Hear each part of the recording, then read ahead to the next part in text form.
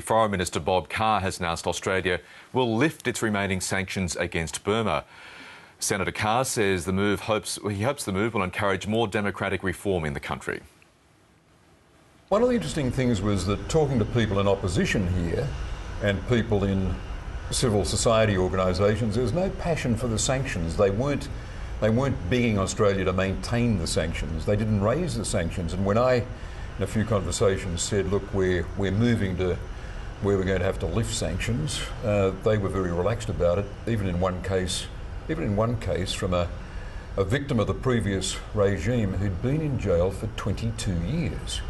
With a Buddhist serenity, he said, well, words to the effect, we've got to start solving our own problems now. And I thought Aung San Suu Kyi said it well when she put to me, we've got to change as a result of our own dynamics, not as a result of, not her words, but coercive pressure from outside. But she also said it's not time for reckless optimism, it's time for healthy scepticism. And she has viewed the sanctions as a lever of pressure on the government. So is it taking away a tool that you may need later? More specifically, she defined a position as wanting sanctions suspended, not lifted. And effectively, that's where we are, because with a signature on a piece of paper, we can reinstate the sanctions we had. So they could be put back? They could be put back. It would probably take something way beyond the likely to have us put them back. But I found talking, as I said, even to opposition politicians here, there's a desire for the place to be treated like a normal country, and a recognition that civil society is now strong enough to continue to provide its own impetus for change.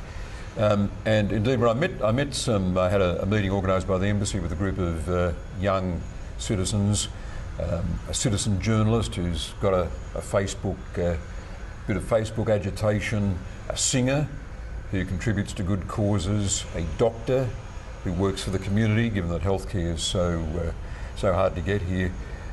They were proof positive that the society is normalising after all those decades of military dictatorship. Except that, you know, a very short time ago there was discussion of prosecuting some of the junta members in the International Criminal Court for human rights abuses, and now sanctions are being lifted, the country is supposedly normalising, but there's still part of the administration. So are we forgetting things that have happened before too soon? Yeah, to prosecute or not to prosecute is a challenge that faces any society in the transition from a dictatorship, including a military dictatorship, to normal civil society.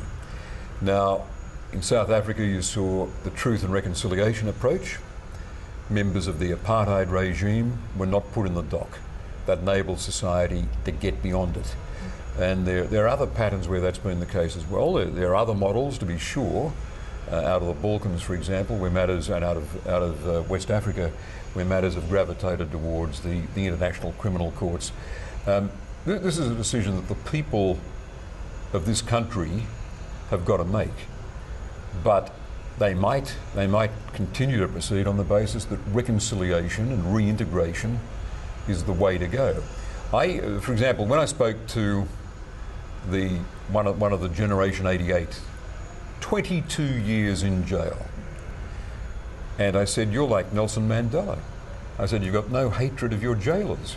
I said, I find it hard to believe. But his trust is limited, position. Isn't it? I mean, it should be limited. You know, he doesn't quite trust the military. He's not sure whether they're going to wear it. I mean, they've worn it to now, but what happens if Aung San Suu Kyi and the NLD win the election in a landslide in 2015? She's going to become the president. Will they put up with it then? Well, that's in 2015, and in the meantime, the world has got a lot of pressure on them, even without sanctions, and they've got a big stake.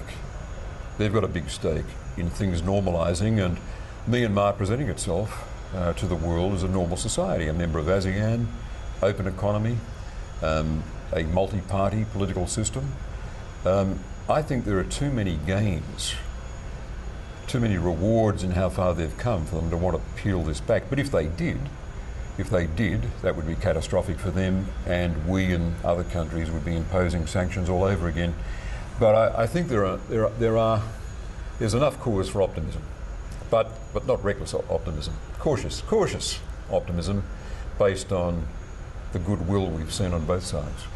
That's our Foreign Minister Bob Carr speaking to our ABC South Asia correspondent Zoe Daniel in Burma.